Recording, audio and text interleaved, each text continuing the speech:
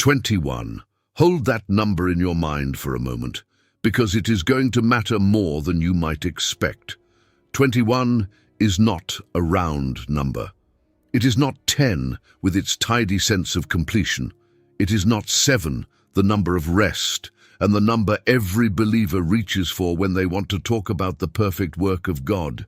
It is not 40, the long span of testing and wilderness and waiting that the scriptures return to again and again. 21 is an odd, unglamorous, almost overlooked number, and yet there is something hidden inside it that speaks directly to what you may be living through right now. 21 is 3 sevens. It is the number of completion multiplied by the number of divine perfection. Completion upon completion, a fullness layered over a fullness. In the book of Daniel, there is a moment where the prophet prays and waits, and the answer does not come for 21 days. 21 days of silence, 21 days of wondering whether heaven had heard him at all, and then the messenger finally arrives and says something extraordinary, that from the very first day Daniel set his heart to understand, his words had been heard, and that the messenger had been dispatched in answer to those words from the very beginning. The silence had never been absence. The silence had been the long, unseen labor of heaven moving on his behalf the entire time. That is what this teaching is about. Because there is a particular kind of silence that many of you are living inside right now.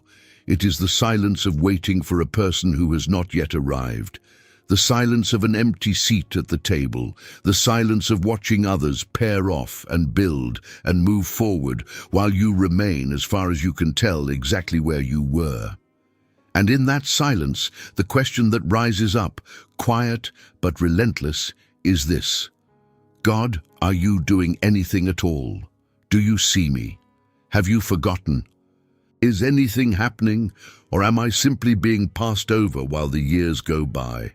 And the answer that the whole of Scripture presses toward, the answer that I want to spend the next stretch of time unfolding for you slowly and carefully, is this: there are 21 silent ways that God prepares you for the right person, and almost every one of them is at work long before you ever start looking, before you have met them, before you know their name, before there is a face to attach to the longing.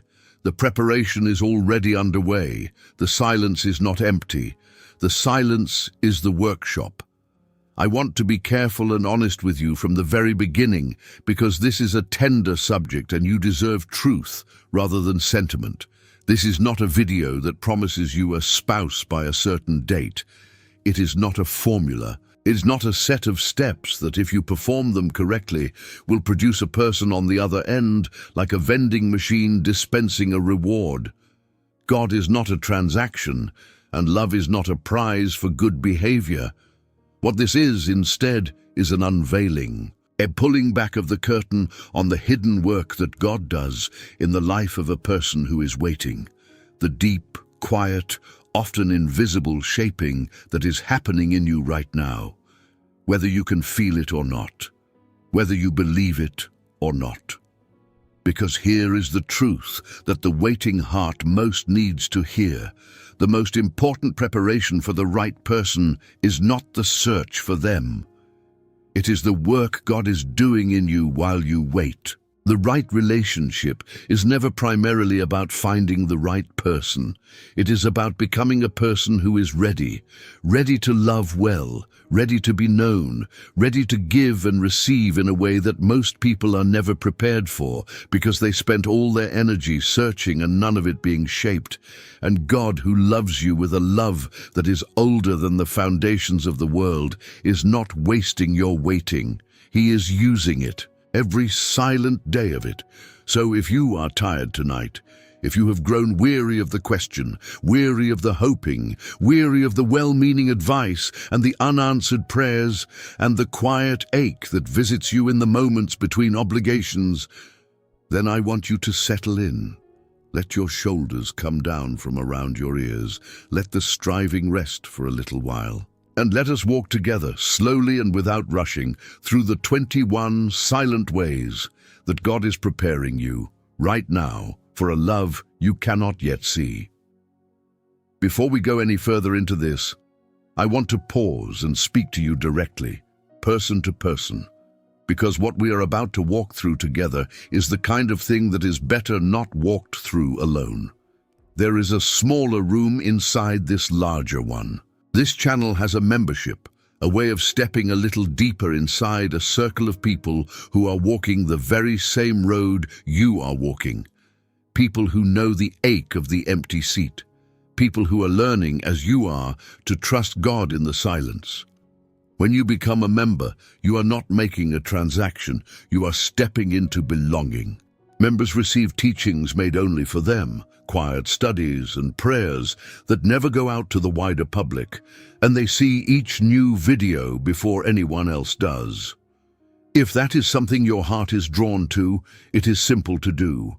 Tap the join button just beneath this video. Choose whichever tier feels right to you, and you are in. You are part of the inner circle from that moment on. And I want to say this just as sincerely, because it matters more than the invitation itself. There is no pressure here, none at all. If this is not a season where you can give anything to help support this work, that is completely all right. It changes nothing about your place here. Simply being here, simply listening, simply opening your heart to these words tonight already makes you one of us. You already belong. The door is open either way. And as we begin, I would love it if you would do one small thing. Drop a single word in the comments for what you are carrying into this teaching tonight. The one weight you are quietly hoping to set down before we reach the end. Just one word. You may be surprised how much lighter it feels simply to name it, and how many others reply to say they are carrying the very same thing. Now, let us begin. The first silent way. He roots your identity in him before he roots it in anyone else. The very first thing God does, long before there is any person on the horizon, is the thing almost no one notices while it is happening. He goes to work on the foundation. Not the relationship, the foundation underneath the person you are becoming. And the foundation he builds first, the bedrock beneath everything else, is your identity. Who you are, whose you are, what you are worth, not on the open market of human attention and approval, but in the unshakable estimation of the God who made you. This matters more than you can possibly imagine, and it matters first for a reason. Because the single greatest threat to any future relationship is not incompatibility, and it is not distance, and it is not the absence of chemistry. The single greatest threat to any future relationship is two people arriving at it empty, each one secretly hoping the other will finally answer the question they have never been able to answer for themselves. Am I enough? Am I worth loving? Will someone, at last, make me feel like I matter?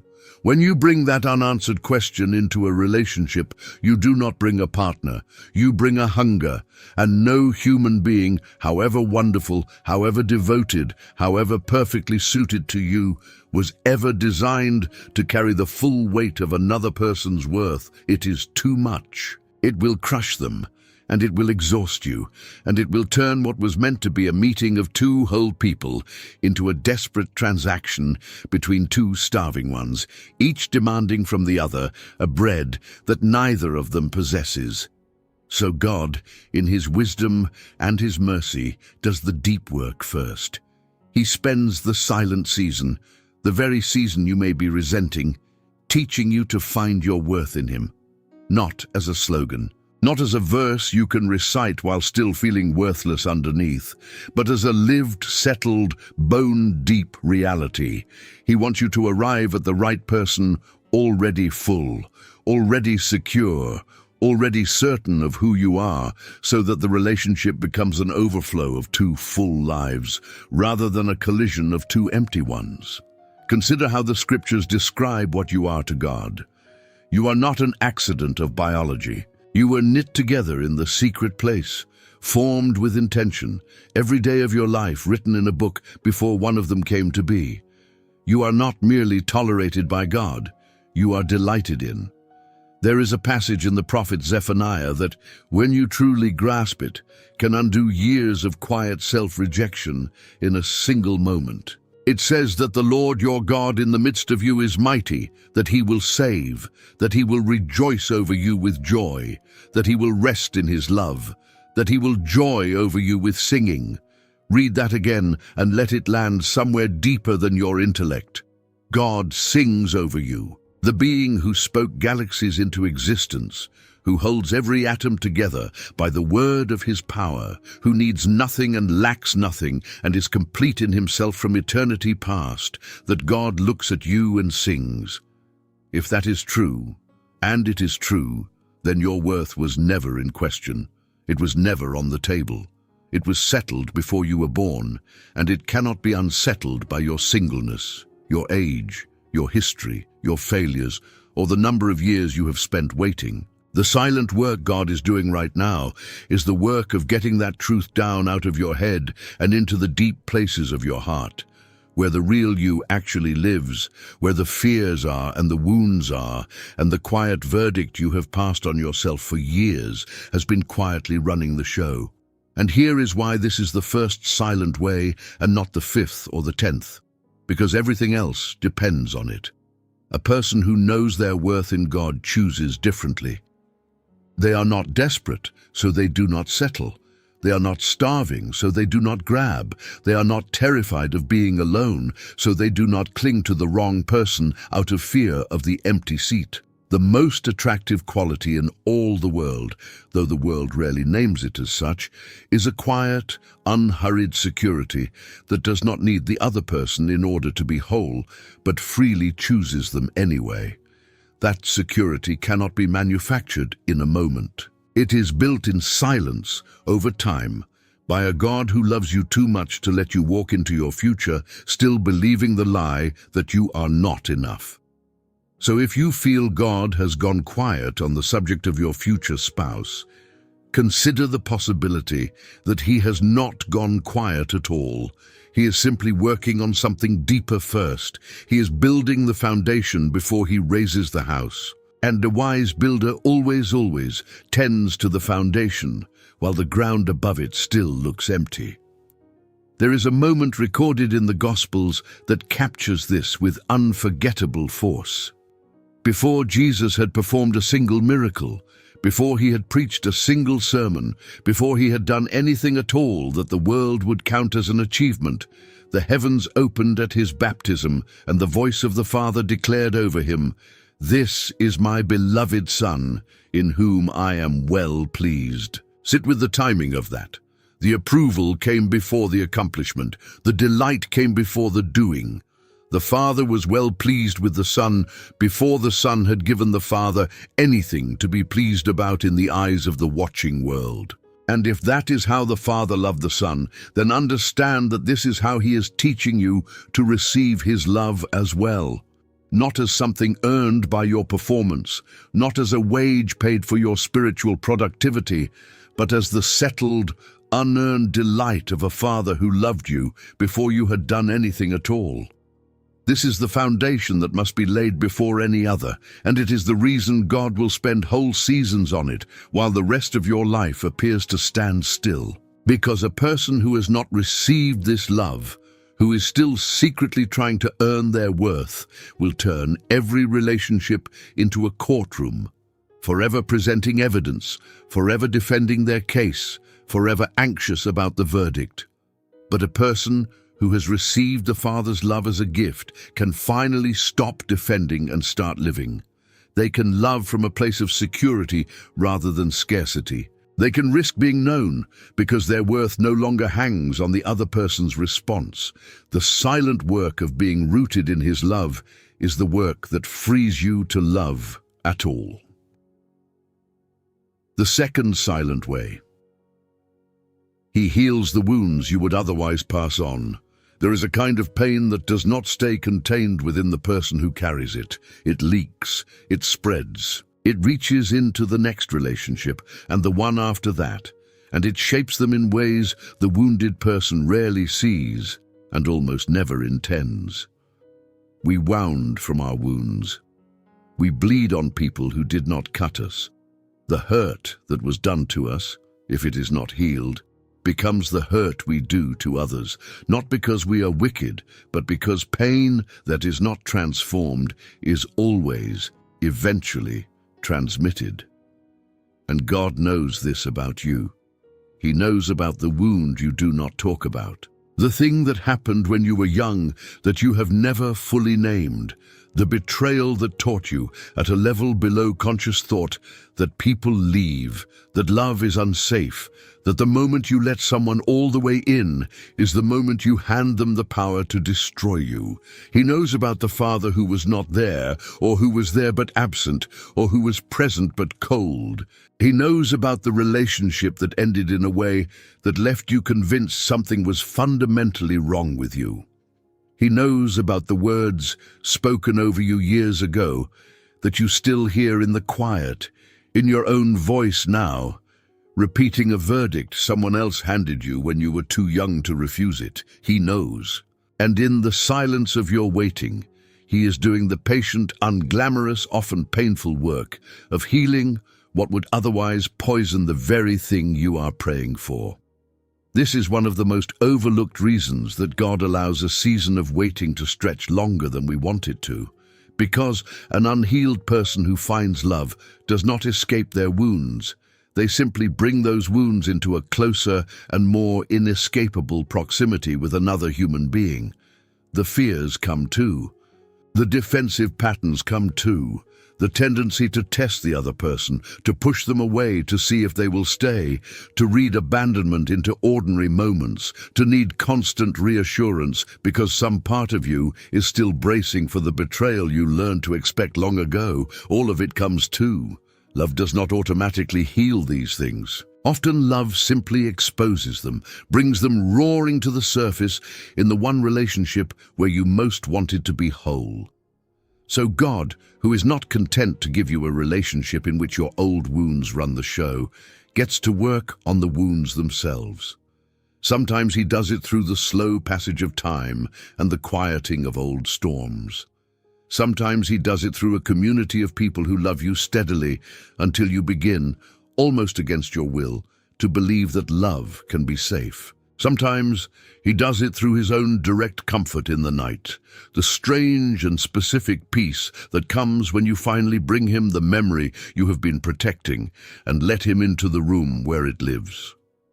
Sometimes he does it through counsel, through wise and trained people who help you trace the pattern back to its root. He uses many instruments, but the surgeon is always the same, and the surgery is always for your good. There is a profound mercy in this that is easy to miss while you are in it.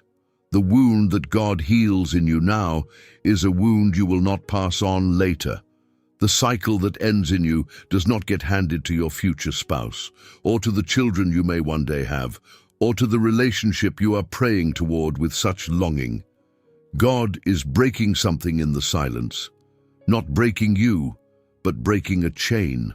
He is stopping a thing that has been traveling down through your life, and perhaps through generations before you, and he is stopping it here, in you, in this quiet season that feels so much like nothing is happening. The psalmist wrote that God heals the brokenhearted and binds up their wounds, and in the very next breath he wrote that God counts the number of the stars and calls them all by name. The two thoughts sit side by side on purpose. The God who manages the unimaginable scale of the cosmos is the same God who bends down to the small, specific, hidden injury in your heart and tends to it with the gentlest possible hands. Your wound is not too small for his attention, and it is not too large for his healing. And the binding up that is happening now, in the silence, is part of how he is preparing you to love and be loved without the old pain contaminating everything it touches. So do not despise the slowness. Some healings cannot be rushed without being ruined. The work he is doing in you now is a gift to a person you have not yet met, and an even greater gift to you. There is a particular lie that wounded people carry, and the silent season is often where God finally exposes it. The lie says, "The wound is who you are." It whispers that the thing that happened to you defined you, marked you permanently, set the ceiling on what your life and your love can ever be. And so the wounded person walks through life braced, guarded, certain that they are damaged goods, certain that anyone who truly knew them would turn away. But God speaks a different word over the wounded heart. He says that you are not your wound. He says that the thing done to you does not get the final say over who you become. He says that He is in the business of taking exactly what was broken and making of it something whole, and sometimes something stronger in the broken places than it ever was before. This is not a denial of the wound, it is its redemption. God does not pretend the injury never happened. He does something far greater. He takes the very place of the injury and makes it over time a place of ministry, so that the comfort you receive in your healing becomes a comfort you can one day offer to another, and the compassion forged in your own suffering becomes a gift you bring into every relationship you will ever have. The most tender, most understanding, most genuinely compassionate people are almost never those who have never suffered. They are those who have suffered and been healed, and who carry in their healed wounds a softness toward the suffering of others that the unwounded simply do not possess. God is making you that kind of person in the silence. The wound, surrendered to Him, is becoming the very source of a deeper capacity to love. The third silent way. He teaches you to be content before He gives you more. There is a sentence the Apostle Paul wrote from a prison cell that has the power to reframe your entire experience of waiting if you will let it. He wrote, "I have learned in whatsoever state I am, therewith to be content." And the word he chose, the word behind our English word content, carried the sense of self-sufficiency, not in the sense of needing no one, but in the sense of carrying within oneself, by the grace of God, a settledness that the outer circumstances cannot reach. Notice the crucial word, learned. He did not say he was born content. He did not say contentment descended on him in a single dramatic moment of spiritual breakthrough. He said he learned it, which means there was a process, a curriculum, a series of lessons, many of which were almost certainly unwelcome at the time. Contentment is not a temperament that some lucky people are issued at birth. It is a skill, forged in exactly the kind of season you may be resenting right now, and here is why God will so often teach you contentment before He gives you more. Because a person who cannot be content without the thing they are waiting for will not be content once they have it. This is one of the most quietly devastating truths about the human heart, and it is worth sitting with. We tell ourselves that our restlessness is about the absence of the specific thing, the spouse, the relationship, the person who will finally complete the picture. But restlessness is rarely about the thing. Restlessness is a condition of the heart, and a discontented heart does not become content by acquisition. It simply attaches its discontentment to the next absence, the next lack, the next thing it does not yet have. You have surely seen this. You have seen people who got the very thing you are praying for and remained as restless as they ever were. They married and then found something else to ache for. They got the relationship and then began to quietly resent it because the relationship could not do what only contentment can do, which is to still the deep, ceaseless hunger of a heart that has never learned to rest in God alone. A spouse cannot make you content. A spouse can only join you in the contentment you have already learned, or be slowly worn down by the discontentment you never resolved. So God, in His kindness, does not skip this lesson. He will not hand you more while you are still convinced that more is the answer to a problem that more cannot solve. He loves you too much to feed a hunger that would only grow more demanding the more it was fed. Instead, He uses the silence to teach you the deepest secret of the satisfied life, that he himself is the portion, the treasure, the spring of living water that does not run dry. He uses the very emptiness of the empty seat to teach you to find your fullness in him, so that when and if he fills that seat, you receive the person as a gift rather than seizing them as a fix. Picture two people walking into a relationship. The first arrives starving, certain that this person is the bread that will finally end the hunger. The second arrives already fed at the table of God's presence, bringing not a desperate need, but a glad and grateful overflow. The first relationship begins with pressure, with expectation, with a weight no human can bear. The second begins with freedom, with delight, with the lightness of two people who are not trying to extract life from each other, because they have each already found it elsewhere. God is teaching you, in the silence, to be the second kind of person. And that lesson, though it is hard, is one of the greatest gifts he could possibly give you before he gives you anyone else. Learn contentment now, in the waiting, and you will carry it into everything that comes after. Refuse to learn it now, and no relationship on earth will ever be able to give you what only this quiet, costly, irreplaceable lesson can. There is a further dimension to this that the longing heart needs to hear.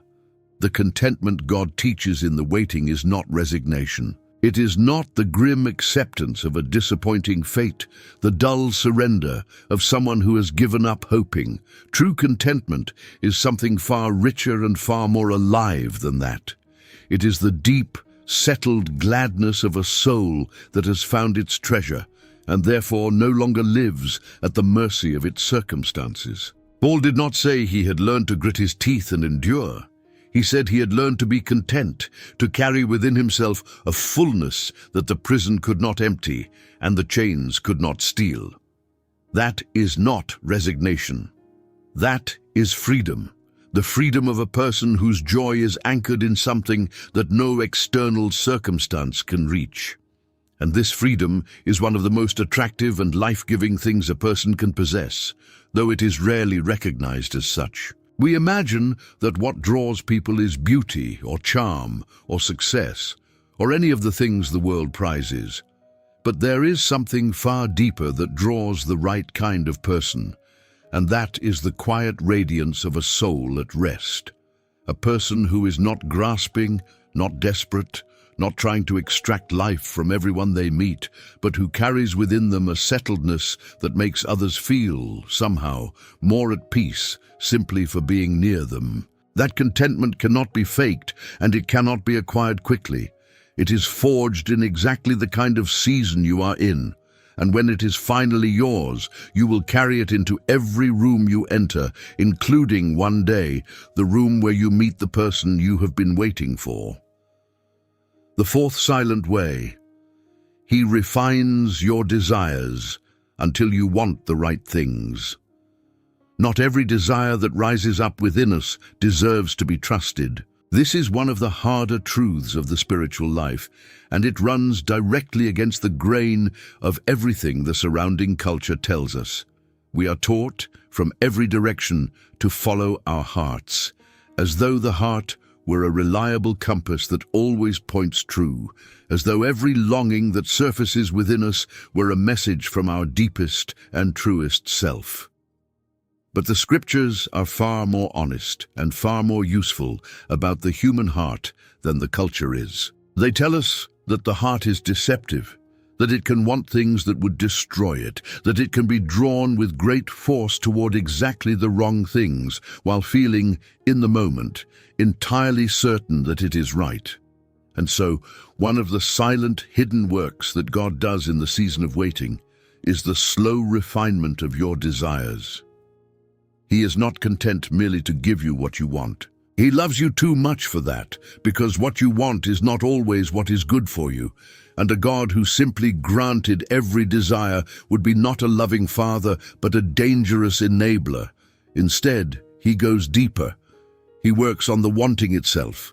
He reaches down into the place where your desires are formed, and he begins patiently to reorder them, to dim the appeal of what would harm you and to awaken a hunger for what would truly satisfy.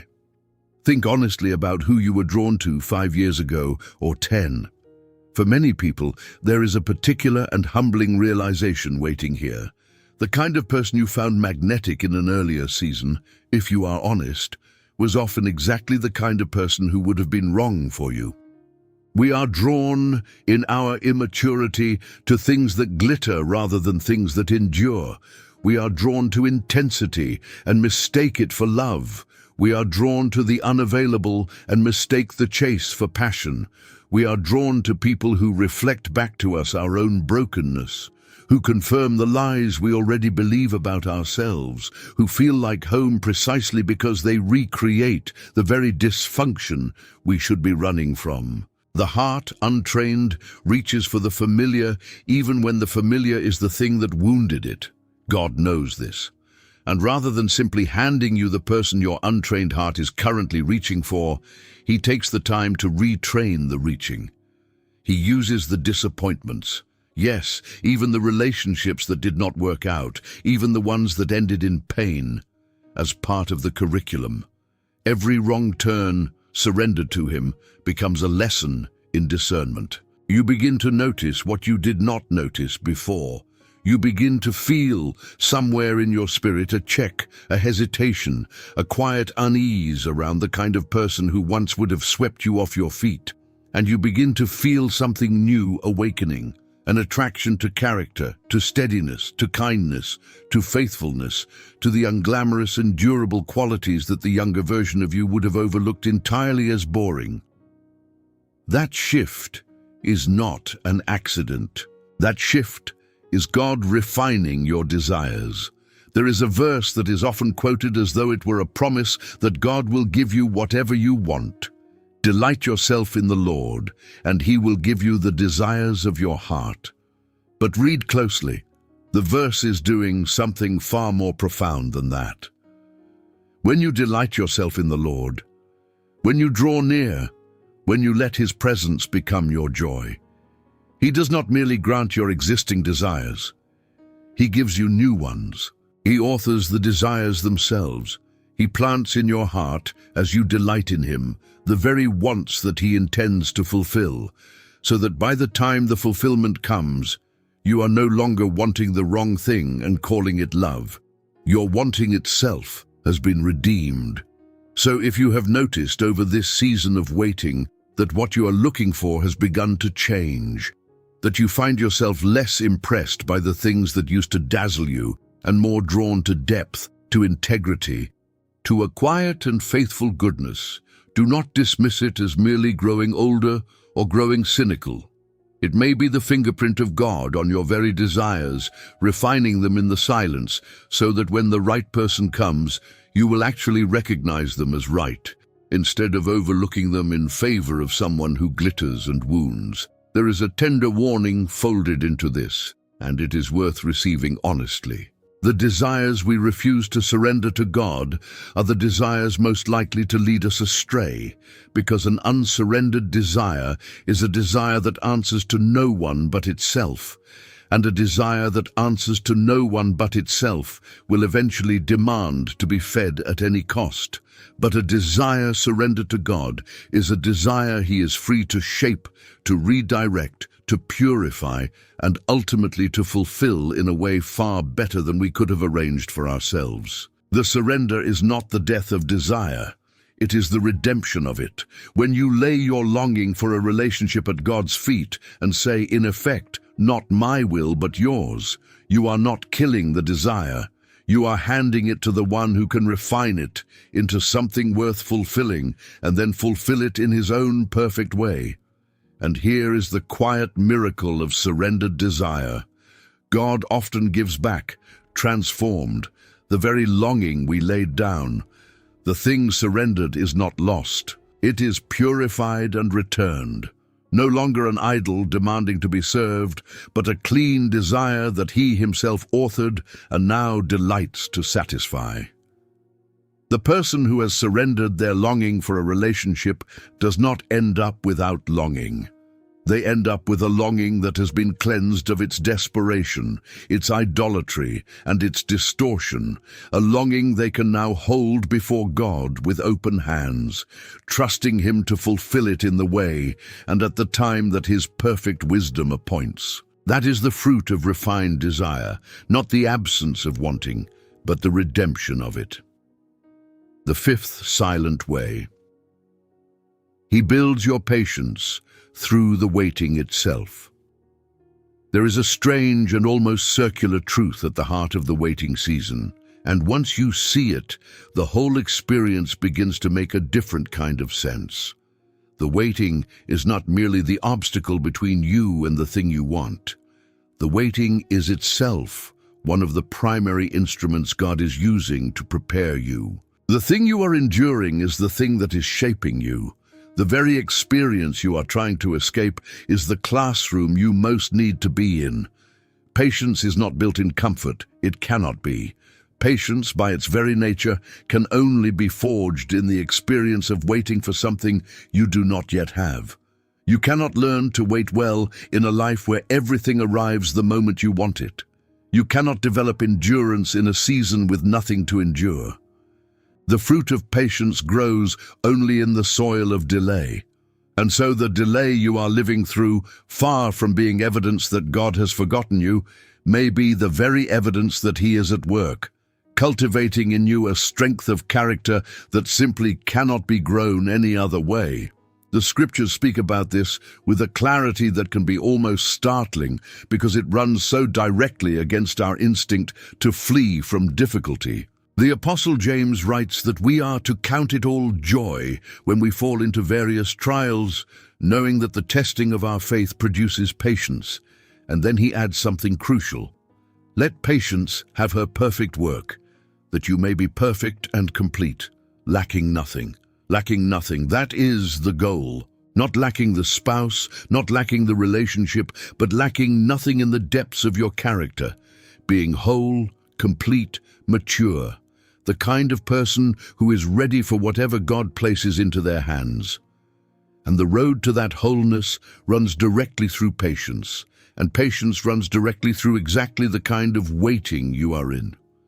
Consider what an impatient person brings into a relationship, and you will begin to see the mercy in this. An impatient person rushes. They force things that should be allowed to unfold. They mistake a slow, healthy, properly paced building of trust for a problem to be solved, and in their hurry, they damage the very thing they are trying to build. An impatient person cannot tolerate the ordinary frictions of two lives merging, because patience is precisely the capacity to endure those frictions without panicking, without fleeing, without demanding that everything be resolved immediately. An impatient person, given a relationship, often destroys it. Not through malice, but through the simple inability to let things take the time that good things take. And so God, who intends to give you not just a relationship, but a relationship that lasts, knows that He must first give you patience.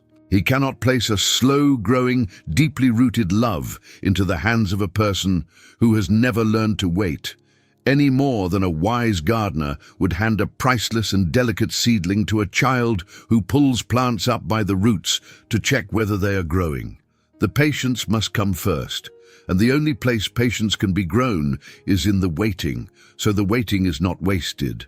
Read that again, slowly, because the waiting heart needs to hear it more than almost anything else. The waiting is not wasted. Every day of it is depositing something into you that you will need, something that cannot be acquired any other way, something that will one day make you a better partner, a steadier presence, a person capable of the kind of long, faithful, enduring love that the rushed and the impatient never manage to build. The God who is making you wait is the same God who is using the wait to make you. And on the day you understand that fully, the waiting itself will begin to feel less like a punishment and more like what it has secretly been all along, a gift. Consider, too, what the long view reveals about the nature of God's gifts. The things that come quickly are rarely the things that last. The relationships built in haste, the loves that flared up overnight and demanded everything immediately, tend to burn out as fast as they ignited because nothing was given time to take root. But the things God builds slowly, the loves He allows to develop over patient seasons, put down roots deep enough to survive every storm. A tree that grows quickly is weak-wooded and falls in the first strong wind. A tree that grows slowly, ring by patient ring, becomes the kind that stands for generations.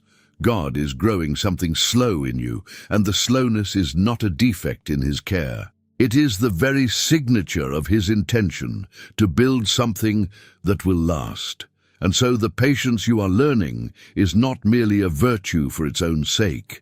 It is a kind of trust expressed in the language of time.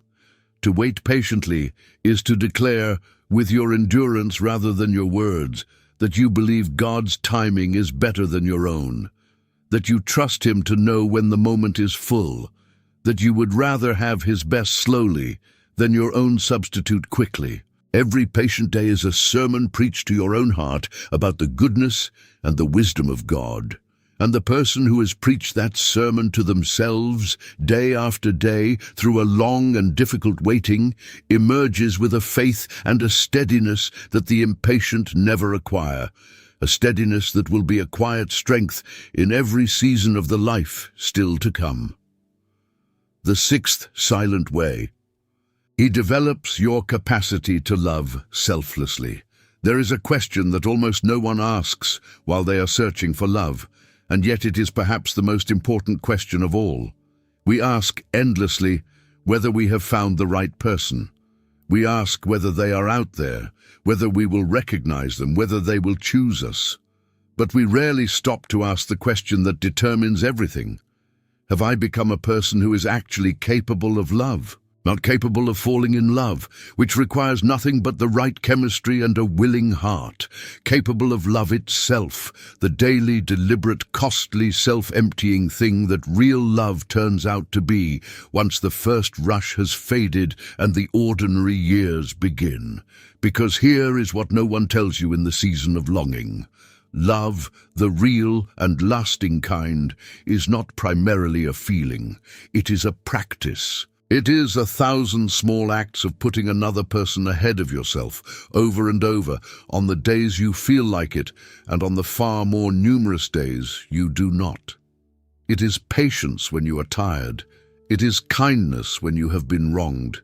It is the choice to stay soft when everything in you wants to harden, to listen when you would rather be heard, to serve when you would rather be served, to forgive when you have every right to hold the grievance. And that capacity, the muscle of selfless love, is not something you suddenly possess the moment you meet the right person. It is something that must be built slowly, often painfully, long before they ever arrive. This is one of the most overlooked works that God does in the silent season. He is building in you the capacity to love. And He does it remarkably through the very relationships you already have, the ones that feel like they have nothing to do with romance at all. The difficult family member who requires patience you did not know you had. The friend who is going through something long and draining, who needs you to show up again and again with no reward, but the showing up itself. The community that asks you to serve in ways that are inconvenient and unglamorous. The neighbor, the co-worker, the stranger, every one of them is, without knowing it, a training ground where God is developing in you the exact capacity you will one day need to love a spouse well. The famous passage on love, the one read at nearly every wedding, was not written about weddings at all.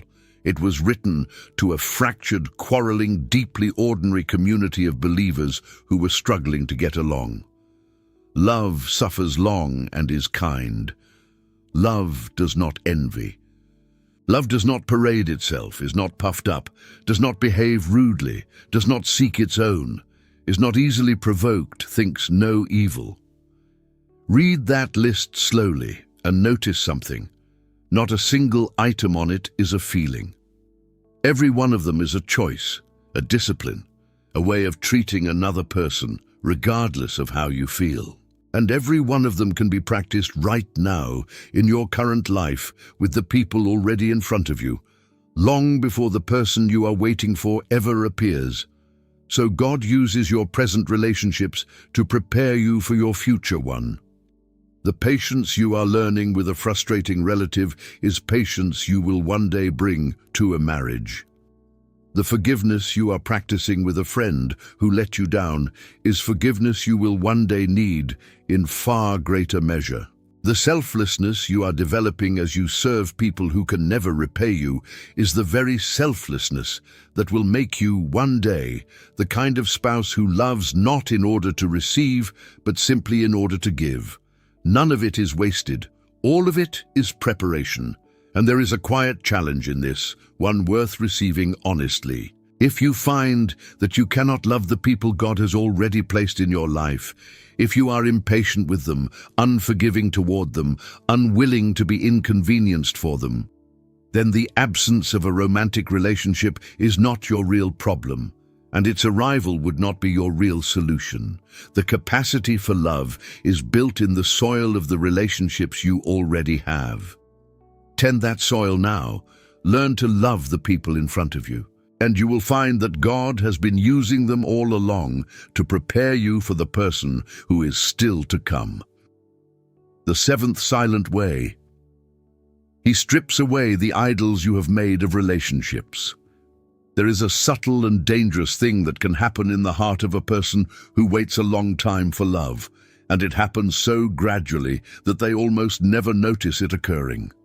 The longing, left untended, slowly hardens into something more than longing. The desire becomes a demand. The hope becomes a requirement, and the relationship you are waiting for quietly climbs up onto a throne in your heart that was never meant for it, until, without ever deciding to, you have made an idol of the very thing you are praying for. An idol is not only a statue of stone or wood. An idol is anything we look to for the life, the meaning, the worth, and the security that only God can give. An idol is the thing we tell ourselves we cannot be happy without. It is the thing that occupies our first thoughts in the morning and our last thoughts at night. It is the thing we are quietly convinced would fix us, complete us, finally make us okay. And by that definition, a relationship can become one of the most powerful idols of all, because it is a genuinely good thing. And the most dangerous idols are always made from good things, never bad ones. No one worships something they know to be worthless. We worship the good gifts, and in worshipping them we ruin them, because no good gift was ever designed to bear the weight of being a god. God who loves you will not allow this idol to stand. Not because he is jealous in the petty, insecure way that human beings are jealous, but because he knows exactly what an idol does to the person who serves it. An idol always, eventually, devours its worshipper. The thing you must have in order to be happy becomes the thing that controls you, the thing that determines your peace, the thing whose absence can destroy you and whose presence can never quite satisfy you. To make an idol of a relationship is to set yourself up for a particular kind of misery. The misery of needing a human being to be God and watching them fail again and again to be what you have demanded they become. So in the silent season, God does a work of loving demolition. He goes after the idol, and it can be one of the most painful things he ever does, because it often feels, from the inside, like he's taking the thing you want most, or refusing to give it, or holding it just out of reach. But what he is actually doing is far kinder than it feels. He is prying your fingers off of the thing you are gripping too tightly, not to deprive you of it forever, but to heal you of your bondage to it, so that you can one day hold it rightly as a gift, rather than clutching it desperately as a god. There is a deep diagnostic question hidden in this, and it is worth asking yourself honestly tonight. If God came to you and said, "I will give you myself, my presence, my love, my friendship, my joy for the rest of your life, but I will not give you the relationship you have been longing for," would that be enough? Sit with the honesty of your own reaction. For many people, the immediate instinctive answer is no, and the very speed and force of that no reveals the idol. It reveals that somewhere along the way, the gift became more precious than the giver, the created thing more desirable than the creator, and the relationship more essential to your happiness than the God who is the only true source of all happiness.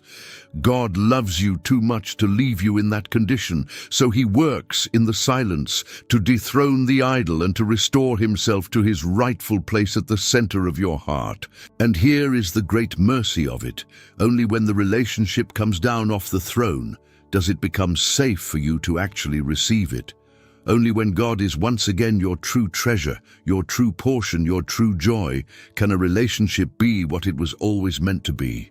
Not a God who must save you, but a gift you can enjoy with open hands and a free heart.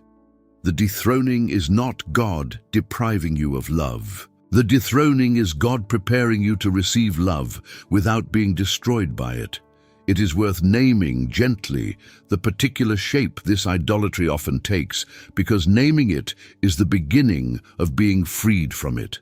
For some, the idol is the wedding day itself, a single imagined moment toward which all longing is bent, as though that day would resolve everything and inaugurate a happiness that nothing could touch. For others, the idol is not even a real person, but an image, a composite of every quality they have decided they require, a fantasy so detailed and so demanding that no actual human being could ever match it. For still others, the idol is simply the escape. The longing for a relationship is really a longing to be rescued from a life, a loneliness, a self they cannot bear to be alone with. In each case, the relationship has been asked to do what no relationship can do, to be salvation. And God, in his mercy, will not feed an idol that would only enslave the one who serves it. The freeing of the heart from this idol is, in the end, an act of profound love, and it often comes disguised as disappointment.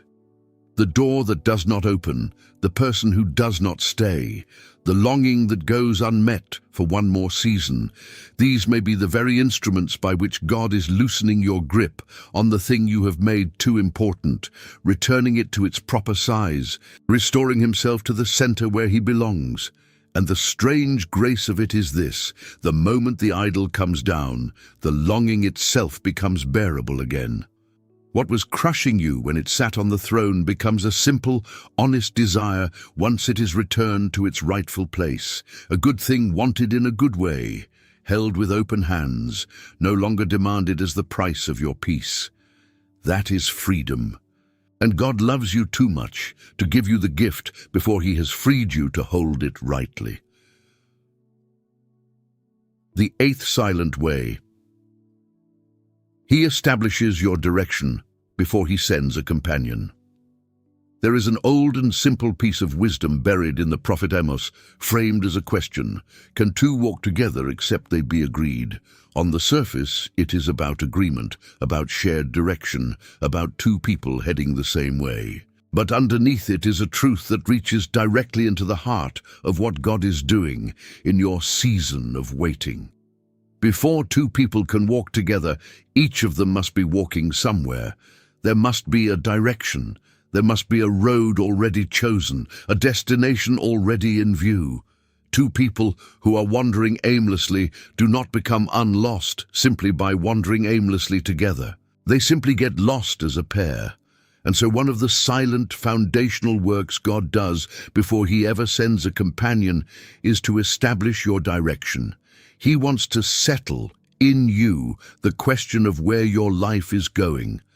Not where it is going once you find someone, but where it is going regardless, where it is going because of who you are and who he has called you to be. He is giving you a purpose, a calling, a sense of the road your own feet are meant to walk, so that when a companion does arrive, they are joining a life that is already in motion, rather than rescuing a life that was waiting, parked and aimless, for someone to come and give it meaning. This matters enormously, and it cuts against one of the most common and most damaging assumptions of the waiting heart. So many people, without ever quite saying it out loud, are secretly waiting for a relationship to give their life direction. They imagine that the right person will arrive and everything will suddenly make sense, that the meaning they have been lacking will appear when the relationship does, that their real life will finally begin once they are no longer alone. And so they put their lives on hold. They stop building. They stop pursuing. They stop becoming, because they are waiting for someone else to come and tell them who to be. They treat their singleness as a waiting room, a holding pattern, a blank and meaningless interval before the real thing starts. But God does not want to give a companion to a person who has no direction. He wants to establish your direction first and then send someone to walk it alongside you, because a relationship was never meant to be the source of your life's meaning. It was meant to be a companionship within a meaning you already have. The healthiest, most beautiful, most enduring relationships are not two people who complete each other's emptiness, but two people who each have a sense of calling and purpose and direction, who then choose to walk that road together, each one strengthening and supporting the other in a life that was already worth living before they met. So God uses the silent season to do something that feels, on the surface, like it has nothing to do with relationships at all. He gives you work to do. He plants in you a sense of purpose. He calls you forward into a life of meaning, of service, of contribution, of growth. A life that is full and rich and going somewhere, entirely apart from whether or not you ever find a partner. And in doing this, He is not distracting you from your longing. He is preparing you for its fulfillment. Because the person God is preparing for you is not looking for someone to rescue from aimlessness. They are looking, whether they know it or not, for someone who is already walking a road worth joining. Build your life now. Pursue the calling now. Become a person who is going somewhere now. And do not wait for a companion to give your steps direction, because the deepest desire of a good and worthy companion is not to give you a direction, but to discover that you already have one and to fall in step beside you as you walk it. The scriptures are full of people whom God gave a direction long before He gave them a companion, and the pattern is consistent enough to be worth noticing. Again and again, God called a person to a purpose, set their feet on a road, gave them a work to do, and the relationships, where they came within that calling, rather than in place of it. The calling was never on hold until the companion arrived. The calling came first, and the companion, when given, was given as a fellow traveler on a road already chosen. This tells you something important about how God orders a life. He establishes who you are and where you are going before He sends someone to walk beside you, because He intends the relationship to be a partnership in a purpose, not a substitute for the absence of one. So do not make the mistake of treating your calling as something that can wait until the relationship comes. The calling is part of the preparation for the relationship. The person God may be preparing for you is not looking for an empty life to fill, but for a full life to join. Not for someone with no direction who needs to borrow theirs, but for someone already walking a road worth walking, whose direction and whose purpose make them exactly the kind of companion worth choosing. Pursue your calling now with everything you have. Become a person who is going somewhere. And trust that the God who is establishing your direction in this season is doing so precisely because He intends, in His own time, to send someone to walk that direction alongside you. The ninth silent way. He teaches you to hear His voice in the silence. Most people only learn to listen for God when the noise of their life finally goes quiet. And a season of waiting, painful as it is, has a way of going very quiet indeed. The distractions that once filled the space, the relationships, the pursuits, the constant forward motion that kept the deeper questions at bay, fall away, and you are left, sometimes for the first time in years, in a silence that you did not choose and do not enjoy, But that silence, uncomfortable as it is, turns out to be one of the most spiritually fertile places a human being can stand. Because it is in the silence, far more than in the noise, that we finally learn to hear the voice of God. There is a story in the life of the prophet Elijah that speaks directly to this. Elijah, exhausted and afraid, fleeing for his life, came to a mountain and waited for God to pass by. And there was a great and strong wind that tore the mountains and broke the rocks in pieces. But the Lord was not in the wind, and after the wind an earthquake. But the Lord was not in the earthquake. And after the earthquake a fire, but the Lord was not in the fire. And after the fire a still small voice, a gentle whisper. And it was in the whisper, not in the spectacle, that God finally spoke. The lesson is one that the waiting heart desperately needs. God's voice is most often not in the dramatic, the loud, the overwhelming. It is in the quiet. And to hear a whisper, you must first become quiet enough to listen. This is part of what God is doing in your season of waiting. He is teaching you to hear Him. He is using the very quiet you resent to train your spiritual ear, to attune you to the gentle, persistent, often subtle voice that you would never have learned to recognize amid the noise of a busier and more crowded life. And this is no small skill, no minor side benefit of the waiting. The ability to hear God's voice is, in fact, one of the most important things you could possibly bring into a future relationship. Because a relationship between two people who can each hear God, who can each be led by Him, who can each discern His guidance in the 1,000 decisions that a shared life requires, is a relationship with a foundation that no other relationship can match. Consider how much of the difficulty in relationships comes down to a simple inability to hear well, to hear each other, yes, but more fundamentally to hear God, who alone can give the wisdom, the patience, the conviction, and the guidance that two flawed human beings need in order to build something lasting. A person who has learned to hear God in the silence becomes a person who can be led, corrected, comforted, and directed by Him in the midst of a relationship. And that is a person far better equipped to love, because they are drawing their wisdom and their strength from a source deeper than their own limited resources. So the silence is not punishment. The silence is a school, and the subject being taught is one of the most valuable a person can ever learn. How to be still, how to listen, how to recognize the gentle whisper of God beneath the roar of everything else. The psalmist wrote, "Be still and know that I am God." The stillness comes first, and the knowing follows. You cannot know Him deeply while you are in constant motion, and you cannot hear Him clearly while your life is full of noise.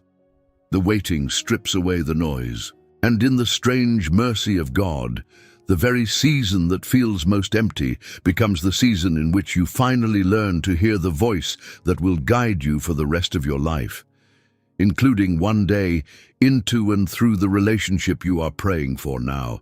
There is a discipline being formed in you through all of this, and it is one of the most valuable disciplines a person can ever acquire, the discipline of stillness. We live in an age that is terrified of stillness, that fills every empty moment with noise and motion and distraction, that treats silence as a problem to be solved rather than a gift to be received. And so most people never learn to be still, never learn to sit quietly in the presence of God without reaching for their distractions, never develop the capacity to simply be unhurried, unentertained, attentive to the quiet voice that can only be heard when everything else goes silent. But the waiting season, by stripping away some of the noise, forces this discipline upon you, and in doing so it gives you a treasure that will serve you for the rest of your life. For the ability to be still before God is not only the foundation of hearing His voice, it is the foundation of a peace that nothing can disturb. The person who has learned to be still, to rest in God's presence without anxiety, to sit quietly in the silence and find it full rather than empty, has learned something that the restless and the hurried never know. And that stillness becomes a gift, not only to you, but to everyone around you, including one day the person you will share your life with. For a relationship anchored by even one person who knows how to be still before God, who can bring that stillness into the storms and the conflicts and the anxious seasons of a shared life, is a relationship with a deep and steadying anchor that the restless never possess. The stillness you are learning in the silence is a strength you will carry into everything that follows. The 10th silent way. He surrounds you with community that will hold you both. No relationship exists in a vacuum, though the culture of romance does its best to convince us otherwise. We are told the story of two people who are everything to each other, who need no one else, who disappear together into a private world sealed off from everyone around them. It is a beautiful story, and it is a lie, or at least a dangerous half-truth, because the relationships that actually last, the ones that survive the storms and the seasons and the slow grind of ordinary years, are almost never the ones that exist in isolation. They are the ones that are held, supported, strengthened, and sustained by a community of people who surround them and refuse to let them fall.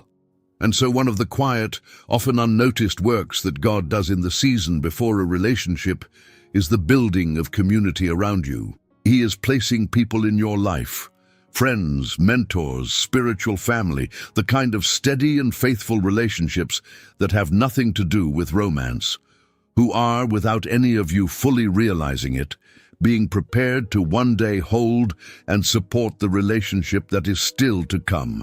The friendships you are building now are not a consolation prize for the romance you do not yet have. They are part of the very foundation on which a future romance will one day stand. There is profound wisdom in the book of Ecclesiastes about this, often read at weddings, but rarely understood in its fullness. Two are better than one, it says, because they have a good reward for their labor. For if they fall, the one will lift up his fellow. And then it goes further. Though one may be overpowered, two can withstand him. And a threefold cord is not quickly broken. A threefold cord, not a twofold one. The image is striking and deliberate. The strongest bond is not two strands alone, but two strands woven together with a third. And in the deepest sense, that third strand is God Himself, woven through the relationship. But there is also a truth here about the community that surrounds a couple, the additional cords of friendship and family and spiritual fellowship that strengthen what two people alone could never sustain by themselves. A relationship held only by the two people in it is fragile, because two people, however much they love each other, are still only two flawed human beings who will at times fail each other, exhaust each other, and run dry. But a relationship surrounded by community is held by far more than the strength of the two. When the couple is weak, the community holds them. When they are in conflict, wise voices speak into the situation. When they are weary, others step in.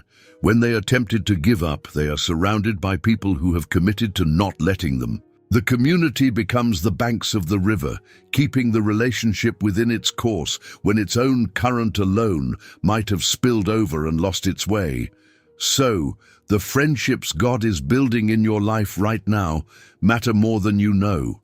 The mentors He is providing, the spiritual family He is gathering around you, the faithful and ordinary relationships that you might be tempted to overlook because they are not the romance you are longing for. These are part of His preparation. He is not only preparing you for a person, He is preparing a community to hold you and that person together, a web of love and support and accountability that will be there long after the first rush of romance has faded into the deeper and more durable thing that lasting love becomes. Invest in those relationships now. Do not treat them as a holding pattern, Do not withdraw into isolation while you wait, telling yourself that real connection will begin only when the romance does. The connection God is building now is real, it is valuable, and it is part of the foundation. And one day, when the relationship you are praying for finally comes, it will not arrive into an empty and isolated life. It will arrive into a life already rich with love, a community already in place, already strong, already prepared to hold you both. There is also a quieter benefit to the community God gathers in this season, one that speaks directly to the loneliness of waiting. The friendships and the spiritual family He places around you now are not merely preparation for a future relationship. They are a present provision for a present need. You were never meant to bear the waiting alone, and God knows this. So He surrounds you in the very season of your longing with people who can walk alongside you, who can carry what you cannot carry by yourself, who can remind you of the truth when you are too weary to remember it, who can sit with you in the silence so that the silence is not also solitude. The community is a gift for now, not only a foundation for later. Receive it as such. Let the people God has placed around you be the companions of your waiting, and you will find that the road, though long, is not nearly as lonely as the enemy would have you believe. And there is a beauty in the way these present friendships prepare the ground for a future love, without anyone intending it. The people who learn to love you well in this season are learning the very thing your future spouse will need them to know: how to stand with you, how to support you, how to be family to you. And you, in turn, are learning how to receive love, how to let people in, how to be helped and held and known by a community, which is itself a kind of training for the deeper letting in that a marriage will require. The web of relationships God is weaving around you now is both a present comfort and a future foundation, and the same patient hand is at work in both. Do not isolate yourself in your waiting. Let yourself be surrounded. The community is part of the preparation, and it is also part of the provision, and God means it for your good in both. The 11th silent way. He tests and strengthens your faith. There is a kind of faith that has never been tested, and it is a fragile and untrustworthy thing. It is the faith of fair weather, the faith of the person who has never had to believe God in the dark, who has never had to hold on to a promise that seemed to be failing, who has never stood in the long gap between a prayer and its answer and chosen to keep trusting anyway. That kind of faith feels strong while everything is going well, but it has never been proven, and untested faith is always weaker than it imagines itself to be. It is the season of waiting, the long, uncomfortable, answerless season that takes the untested faith and turns it into something real. Because waiting is, at its heart, an exercise in faith. To wait well is to keep trusting God when you cannot see what He is doing.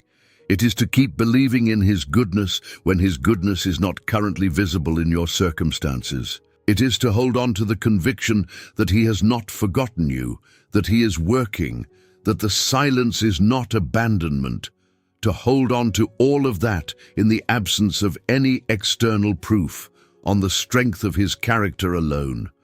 And that is precisely what faith is. Faith, the scriptures say, is the substance of things hoped for, the evidence of things not seen, not the things seen, the things not seen. Faith operates exactly in the territory of the unseen, the unproven, the not yet.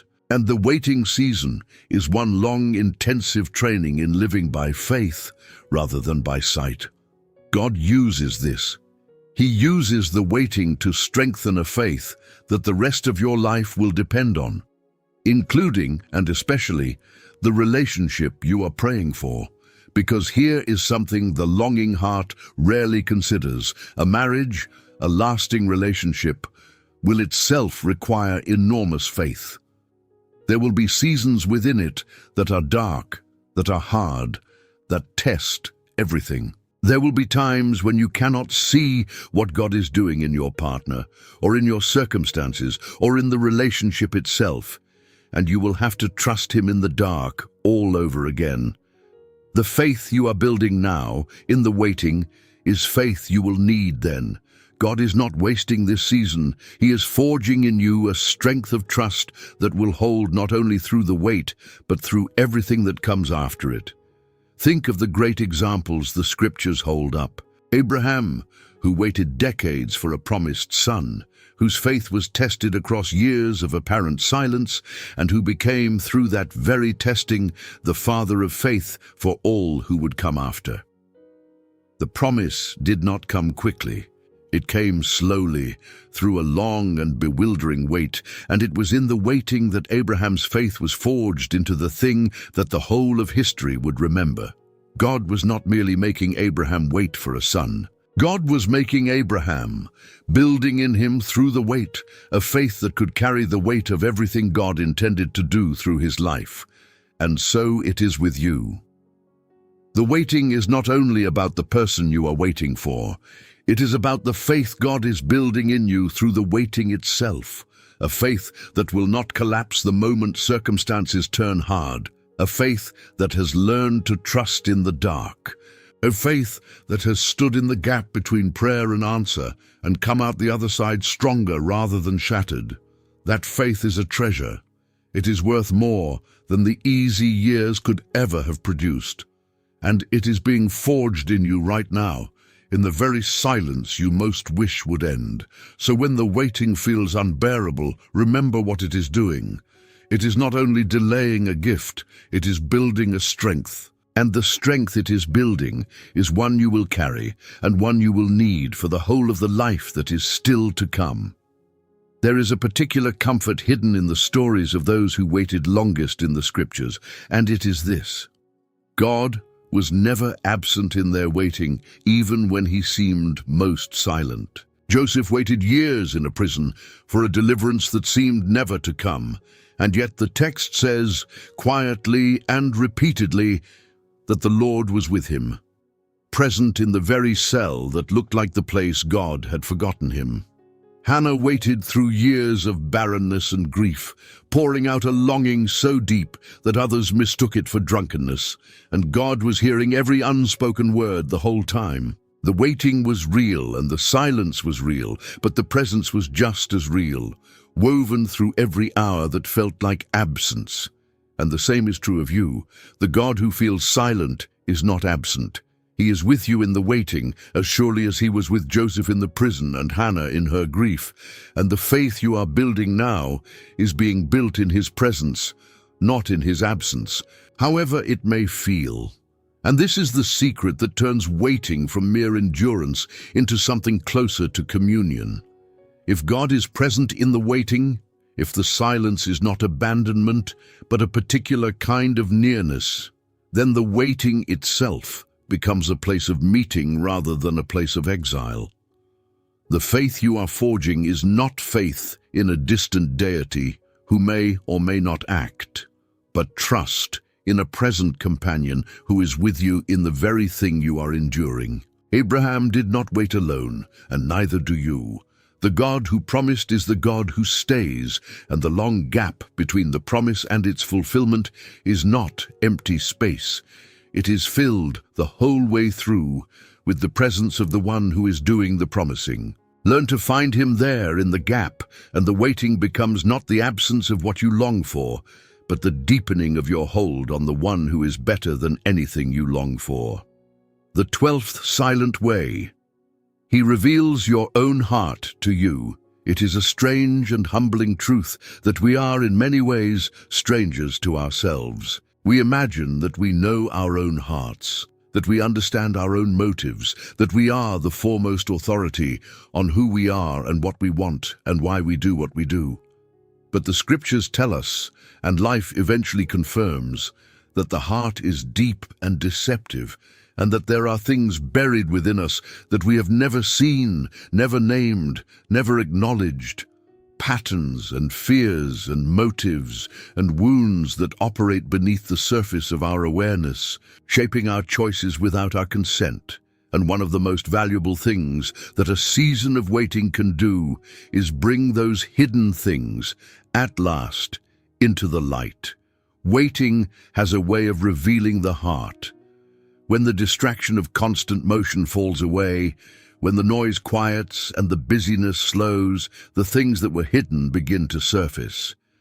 The fears you did not know you had begin to make themselves known. The idols you did not realize you were serving begin to show their faces. The motives behind your longing, some of them pure, some of them less so, begin to become visible. The waiting becomes a mirror, and in that mirror you begin to see yourself more truly than you ever could, while everything was moving too fast for reflection. This is uncomfortable. It is, in fact, one of the most uncomfortable aspects of the waiting season, because the self that the silence reveals is not always the self we imagined ourselves to be. We discover that some of our longing for a relationship is actually a longing to be rescued from ourselves, from our own emptiness, from the discomfort of our own company. We discover that some of our desire is driven by comparison, by the wound of watching others have what we lack, by a quiet competitiveness we are ashamed to admit. We discover impatience we did not know we had, and demands we did not know we were making, and 1,000 small selfishnesses that we had successfully hidden from ourselves until the silence brought them up to the surface. But here is the mercy in it. You cannot heal what you cannot see, and you cannot surrender what you have never acknowledged. The revealing is not God shaming you. The revealing is God showing you the truth so that the truth can be dealt with, transformed, healed, surrendered. He brings the hidden thing into the light, not to condemn you, but to free you from it, because a thing that operates in the dark, unseen and unexamined, has a power over you that it loses the moment it is brought into the light and laid before God. The self-knowledge that the waiting produces is not a curse. It is one of the most valuable gifts God can give you before He gives you another person to share your life with. Because consider what happens when two people who do not know themselves try to build a life together. They bring all their hidden patterns into the relationship, all their unexamined wounds and unacknowledged fears and unseen motives, and they act them out on each other without ever understanding what they are doing or why. The relationship becomes a stage on which two strangers to themselves, perform their hidden brokenness in confusing and painful ways, each one baffled by their own reactions and wounded by the others. But a person who has done the hard work of self-knowledge, who has let the waiting reveal their own heart and has brought what was revealed to God for healing, comes into a relationship with a self-awareness that changes everything. They can name what is happening in them. They can take responsibility for their own patterns. They can recognize their own wounds rather than blindly inflicting them on someone else. So let the waiting do its revealing work. Do not run from what the silence shows you. When you see, in the quiet, a fear or a motive or a pattern you do not like, do not look away and do not despair. Bring it to God. Let it be named, examined, healed, surrendered. The self-knowledge you gain in this season is a gift to the person you will one day love, and an even greater gift to yourself, because a person who knows their own heart is a person far better equipped to give it well. The 13th silent way. He builds your integrity in the hidden places. There is a question worth asking yourself, and it is one of the most revealing questions a person can ever face. Who are you when no one is watching? Not the version of yourself that you present to the world, the carefully managed self that shows up where others can see it, but the real self, the one that exists in private, in the unwatched hours, in the choices that no one else will ever know about. Because that hidden self, the one in the dark, is the truest measure of who you actually are, and it is precisely there, in the hidden places where no one is watching, that God does some of His most important preparatory work. Integrity is, at its root, the quality of being undivided. of being the same person in private that you are in public, the same person in the dark that you are in the light. A person of integrity is whole, integrated, consistent. There is no gap between the self they show and the self they are. And this quality, so rare and so precious, is built entirely in the hidden places. It cannot be built in public, because public behavior is always at least partly a performance. It can only be built where no one is watching, in the private choices, the secret disciplines, the unseen moments of either faithfulness or compromise that slowly, over time, make you into the person you are becoming. God cares deeply about who you are in the hidden places, and He is at work there, in the season of waiting, building in you an integrity that the future relationship will absolutely require. Because a relationship is, more than almost anything else in human life, an exercise in trust. And trust can only be built on integrity. The person you will one day share your life with will need to be able to trust you completely, not only in the moments when you are seen, but precisely in the moments when you are not. They will need to know that the person you are when they are watching is the same person you are when they are not. And that kind of trustworthiness is not summoned into existence on the wedding day. It is built, quietly and invisibly, in the hidden choices of the years that come before. Consider how much of the damage done within relationships comes from a failure of integrity in the hidden places. The secret habits, the private compromises, the gap between the public self and the hidden one that eventually widens until it cracks the whole relationship open. The person who has not built integrity in private will struggle to maintain it in a relationship, because the relationship simply provides more hidden places, more opportunities for the divided self to act out in the dark what it would never do in the light. But the person who has done the hard, unglamorous work of becoming whole in private, of being the same in the dark as in the light, brings into the relationship a foundation of trustworthiness that nothing can shake. So God uses the season of waiting to build your integrity in the hidden places. The private disciplines you are developing now, the prayer no one sees, the choices no one knows about, the small faithfulnesses in the unwatched hours, these are not minor. They are the very substance of the character you will one day bring into a relationship. Every hidden choice to do the right thing when no one would ever know is a deposit into the account of your integrity, and that account is what a future spouse will one day draw on for the trust that a shared life requires. The scriptures tell us that God sees in secret, that He is the one who looks not on the outward appearance, but on the heart, who is present in the hidden places where no human eye can follow.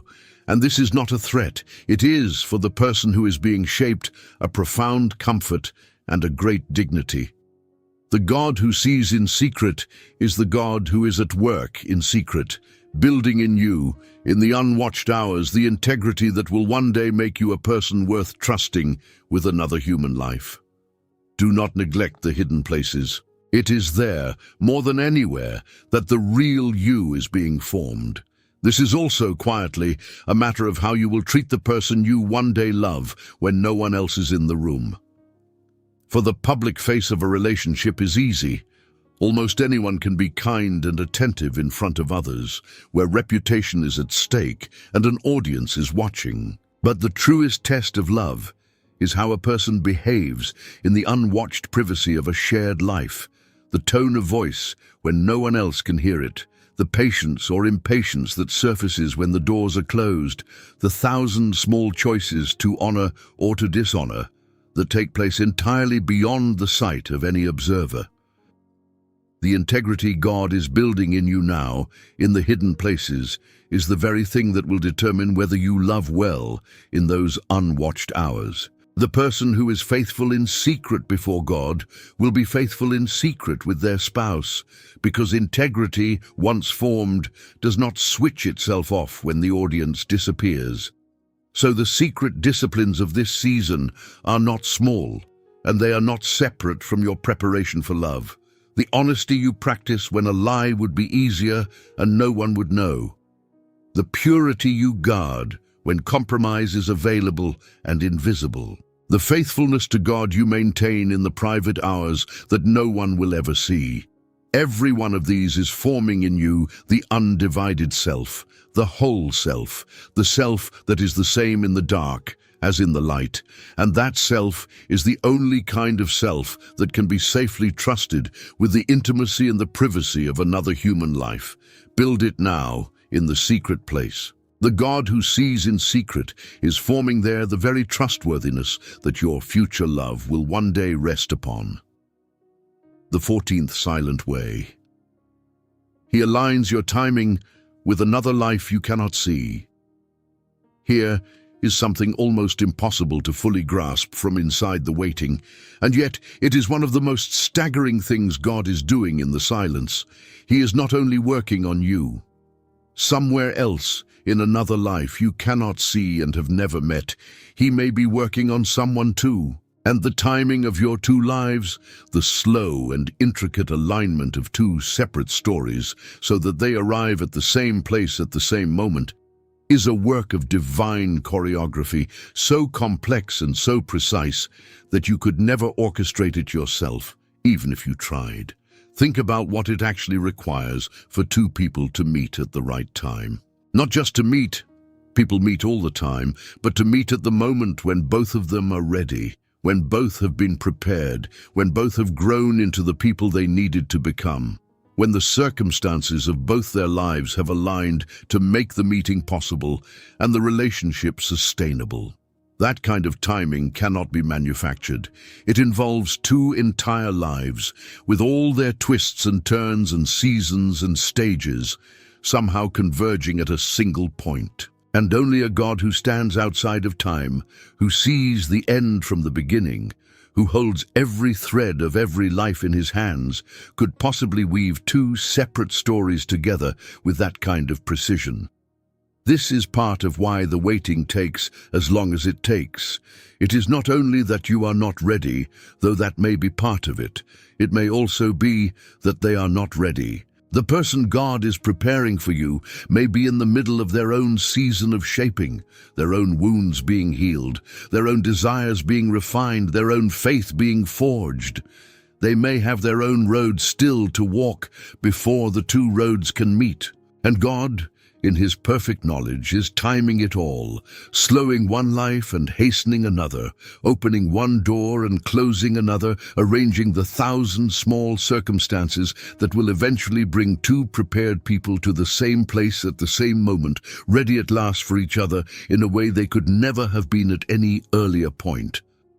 There is something deeply comforting in this, if you will let it settle in. Your waiting is not a sign that God has failed to act. Your waiting may be a sign that God is acting on more than one life at once, coordinating a meeting that requires both of you to be ready and refusing to bring you together one moment before that readiness has been achieved in both.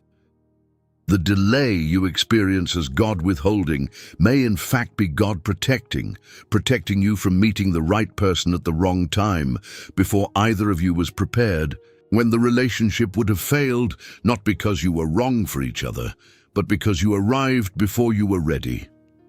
We see this principle throughout the Scriptures, this divine attention to timing, the fullness of time, the appointed hour, the moment that God has set and no one can hasten.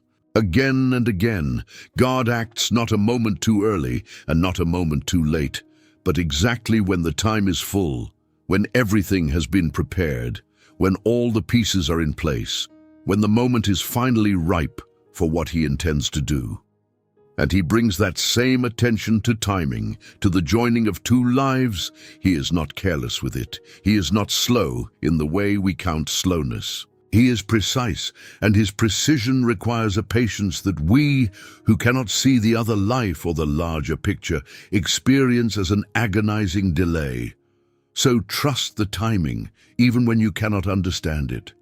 The God who is preparing you is the same God who may be preparing someone else, and the same God who is weaving your two timelines together with a care and a precision that you will only fully appreciate when you finally look back from the other side.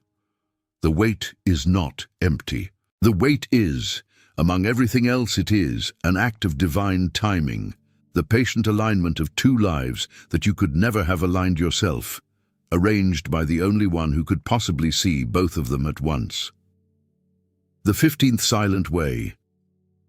He cultivates your trust in his goodness underneath almost every struggle of the waiting heart. If you dig down far enough, you will find a single root question. It is not really a question about timing or about whether the right person exists or about what is wrong with you. It is a question about God himself, and it is this: is he good? Is God actually good? Not in the abstract, not in theory, but toward me, in the specific shape of my unanswered longing. Can I trust that the one who is withholding the thing I want is doing so out of love rather than indifference, out of wisdom rather than neglect? That question lives at the very bottom of the waiting, and one of the most important works God does in the silence is to cultivate in you a settled trust in his goodness. Because here is the truth that the enemy of your soul works tirelessly to obscure. The hardest moment to believe in God's goodness is precisely the moment when his goodness is not visible in your circumstances. When the prayer is answered, when the longing is fulfilled, when the gift is given, anyone can believe God is good in that moment. But to believe in his goodness in the empty season, in the silence, in the long stretch where the thing you want most has not come and shows no sign of coming, that is a deeper and a costlier faith, and it is exactly the faith God is cultivating in you now. He's teaching you to trust not in his gifts but in his character, not in what he gives but in who he is. This is the deepest and most important transformation that the waiting can produce. A person who only trusts God when he is giving them what they want does not really trust God at all. They trust the gifts, and they tolerate the giver as the means of getting them. But a person who has learned to trust God's goodness, even in the absence of the gift, has learned something that will sustain them through everything life will ever throw at them. They have moved from a transactional faith to a relational one, from loving God for what he provides to loving God for who he is. And that transformation, which only the waiting could have produced, is worth more than the gift you are waiting for could ever be.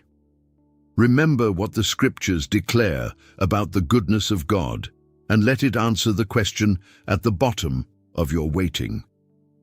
He is the God who did not spare his own Son, but delivered him up for us all. And the logic that follows is unbreakable. How shall he not, with him, also freely give us all things? If God has already given you the greatest gift, the costliest gift, the gift of his own Son poured out for your salvation, then his goodness toward you is no longer in question. It has been settled, once and for all, at the cross. Whatever he withholds, he does not withhold out of any deficit of love, because the love has already been proven beyond any possible doubt. The God who gave you his Son is not suddenly stingy with lesser things. If he withholds in love, for reasons that his proven goodness guarantees are good, even when you cannot see them. So the waiting becomes the soil in which a deep and unshakable trust in God's goodness can finally take root. And this trust is, perhaps, the single most important thing you could bring into a future relationship, because you will not always understand what God is doing. Even then, there will be seasons in any relationship where his goodness is hidden, where his purposes are unclear, where you will have to trust him in the dark all over again. The trust you are building now, the hard-won conviction that God is good, even when you cannot see it, is the very trust that will hold you steady through every dark season still to come. He is cultivating it in you now, in the silence, and it is one of the greatest gifts the waiting will ever give you. It helps to remember that the goodness of God is not measured by the ease of our circumstances, because if it were, we would have to conclude that God was good to us only on our comfortable days and unkind to us on our hard ones. And that is no God at all, only a mood projected onto the sky. The goodness of God is a fixed reality, as unchanging as his nature, entirely independent of whether our particular longings are being met in any given season. The sun does not stop shining because clouds have hidden it from view, and the goodness of God does not stop being real because your circumstances have hidden it from your sight. The clouds are temporary, the sun is permanent. And faith is, in large part, the settled conviction that the sun is still there above the clouds, still shining, still warm, still good, even on the days you cannot see it at all. This is the conviction the waiting is meant to forge in you, and it is worth more than the thing you are waiting for. For one day the cloud will pass, and you will see in hindsight what you could not see in the moment, that the goodness was there the whole time, working in ways you could not trace, accomplishing in the silence what the answer alone could never have accomplished. And the trust you built in the dark, when you could not see, will turn out to have been the truest worship of all. The worship not of God's gifts, but of God himself, offered not because you finally got what you wanted, but because you came to know in the long waiting that he was good regardless. That kind of trust is rare and precious and unshakable, and it is being built in you right now in exactly the season where his goodness is hardest to see. The 16th silent way. He prunes what will not serve the life to come. There is an image that Jesus used to describe how God works in the life of someone he loves, and it is not a comfortable one, but it is one of the most important for the waiting heart to understand. He spoke of a vine and a gardener, and he said that every branch that bears fruit, the gardener prunes, cuts back, removes, trims away, so that it may bear more fruit. Pruning. The deliberate cutting away of things that are alive, things that are growing, things the branch itself would never have chosen to lose. Also that the branch can become more fruitful than it ever could have been if it had been left to grow wild and unchecked. This is one of the silent works God does in the season of waiting, and it is often one of the most painful, because pruning always involves loss. He cuts away things from your life, sometimes relationships that were not serving you, sometimes pursuits that were leading you nowhere, sometimes habits and patterns and even good things that for reasons you may not understand, he is removing to make room for what is to come. And in the moment, pruning never feels like love. It feels like loss. It feels like deprivation. It feels like things are being taken from you, like your life is becoming smaller and barer rather than fuller. But the gardener who prunes is not diminishing the vine. He is preparing it for a fruitfulness that the unpruned vine could never achieve. Consider what God may be cutting away in your life right now, and consider the possibility that it is pruning rather than punishment. The relationships that have fallen away, perhaps some of them needed to fall away because they would not have served the life you are being prepared for. The doors that have closed, perhaps some of them needed to close because the path behind them led somewhere God was lovingly steering you away from. The things you have lost, the plans that have failed, the seasons that have ended. What if at least some of it was the gardener's careful hand, cutting away what would not serve the life to come, making room, clearing space, preparing the branch for a fruitfulness that requires exactly this kind of loss. This reframes the losses of the waiting season in a way that can change everything. The waiting is not only a time of not receiving, it is also often a time of losing, of watching things fall away, of feeling your life grow barer in ways you did not choose and do not understand. But if the hand behind the loss is the hand of a loving gardener who prunes only in order to increase fruitfulness, then even the losses are working for your good. Even the things being cut away are part of the preparation. The gardener does not prune the branches he intends to abandon. He prunes the branches he loves, the branches he has plans for, the branches he intends to make more fruitful than they have ever been. And there is a tender promise hidden in this image, one the waiting heart should hold close. The pruning is never the end of the story. The pruning is always for the sake of a greater fruitfulness still to come. The gardener cuts back in the barren season precisely because he sees the abundant season ahead and is preparing the vine to bear its full weight of fruit. So if your life feels, in this season, like it is being cut back, like things are being taken rather than given, like the branch is barer than it was, do not despair and do not assume that God has turned against you. Consider that the gardener is at work, that the cutting is for the sake of a coming abundance, and that the very losses you grieve may be the preparation for a fruitfulness in love and in life that you cannot yet imagine. He prunes what he loves, and he is preparing you, even through loss, for the life that is still to come.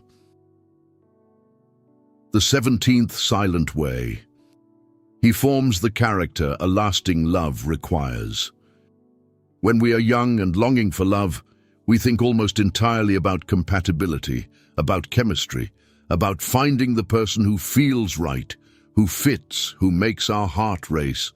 We give very little thought to the thing that actually determines whether a relationship will last, and it is not compatibility, and it is not chemistry. It is character. The slow-built, deeply forged, unglamorous quality of character is what carries a relationship through the decades, long after the initial chemistry has settled and the early compatibility has been tested by the friction of two real lives sharing one space. And character is precisely what God is forming in you, quietly and persistently, in the season of waiting. Chemistry will get two people together, only character will keep them together. The early days of any relationship run on feeling, on the rush, the excitement, the intoxicating sense of having found someone. But feelings are weather. They come and go. They rise and fall. They cannot be the foundation of anything that needs to last. What carries a relationship through the long years, through the hard seasons, through the inevitable disappointments and conflicts and ordinary grinding difficulties of two flawed people sharing a life, is character. The kindness that persists when the feeling has faded, the faithfulness that holds when it would be easier to leave, the patience and the humility and the selflessness and the steadiness that no rush of romance can supply, but only a formed and tested character can provide. And character cannot be rushed. This is the hard truth at the center of this silent way. Character is forged slowly, through trial, through discipline, through the patient accumulation of right choices over time, through exactly the kind of testing and shaping that a season of waiting provides. There is no shortcut to it, no way to acquire it quickly, no method by which a person can suddenly become deep and steady and faithful and kind, without the long, slow work of formation that produces those qualities. The waiting is that work. The silence is that formation. The very season you wish would end is the season in which God is building in you the character that a lasting love will one day require. Think of the qualities that make a person able to love well over a lifetime, and notice that not one of them can be acquired quickly. Faithfulness, the capacity to stay, to keep your word, to remain committed through every season, is built only through the practice of staying faithful in many smaller things over a long time. Patience, the capacity to bear with another person's faults without bitterness, is built only through the experience of being made to wait and to endure. Humility, the capacity to admit fault, to yield, to put another ahead of yourself, is built only through the slow, often humbling experiences that teach a person they are not the center of the world. Every one of these qualities, the very qualities a lasting love most requires, is forged in exactly the kind of season you may be resenting right now. So God is using the waiting to form your character, And this is perhaps the most important preparation of all, because it is the most durable. The chemistry will fade. The compatibility will be tested. But the character that God is forging in you now will remain, and it will be the very thing that carries you through the long faithfulness that real love turns out to require. The God who is making you wait is using the wait to make you into a person of character, a person capable not merely of falling in love, which requires nothing, but of staying in love, of building love, of sustaining love across a lifetime, which requires everything. And that character, slowly forged in the silence, is one of the greatest gifts the waiting will ever give you, and one of the greatest gifts you will one day give to the person you love. It is worth pausing to consider how character is actually tested, because the testing reveals what the calm seasons conceal. Anyone can appear kind when they are well rested and unprovoked. The question is who you are when you are tired, when you are wronged, when you are disappointed, when the other person has failed you and you are entirely within your rights to respond in kind.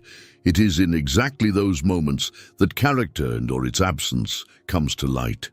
And the waiting season, with all its disappointments and its frustrations and its long unmet longing, is precisely a season of testing, a season in which the true state of your character is being revealed to you and, by the grace of God, refined. Every disappointment you meet with grace rather than bitterness is building character. Every frustration you bear without becoming hard is building character.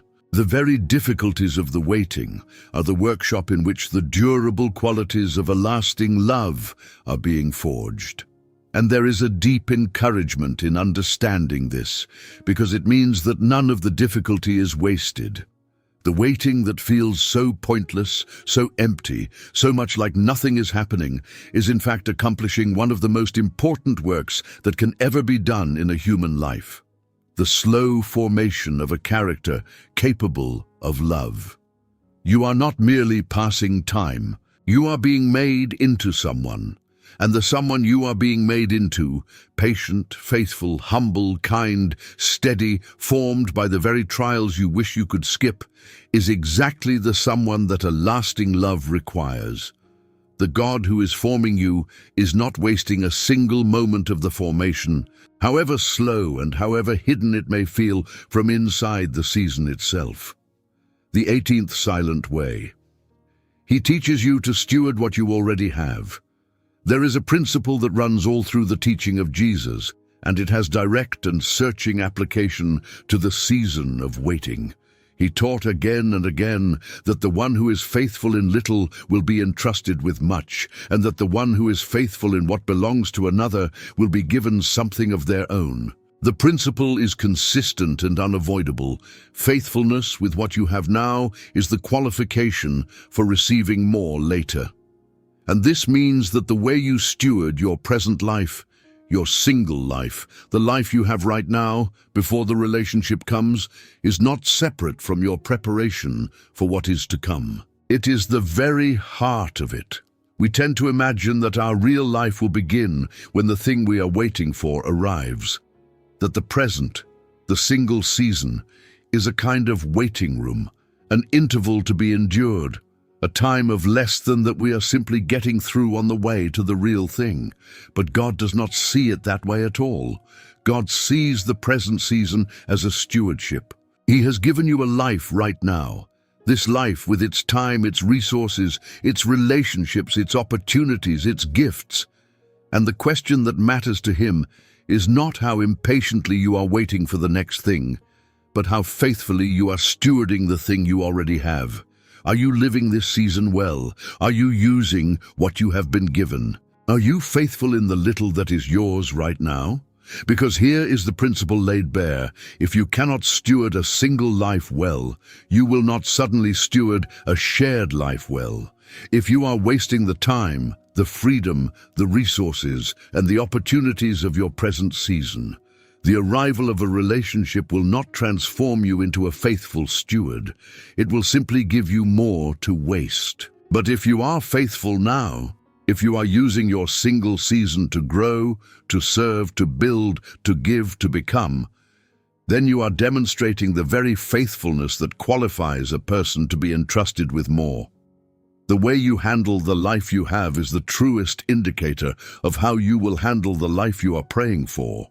This reframes the entire single season in a way that is both challenging and liberating. It is challenging because it removes the excuse of waiting.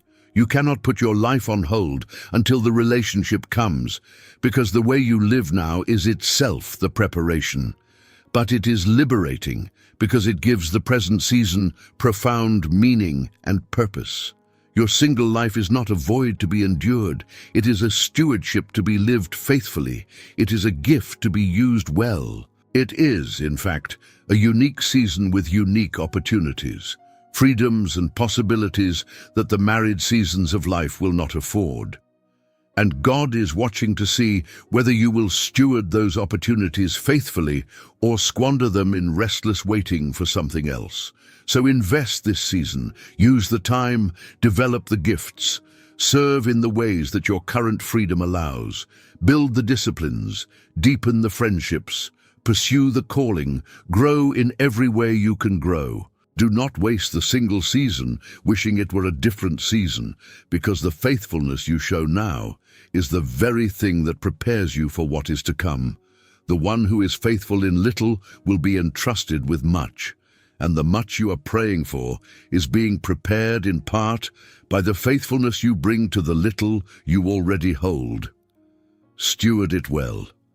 This season is not a waiting room. It is a trust. The 19th silent way. He frees you from the need for another's approval.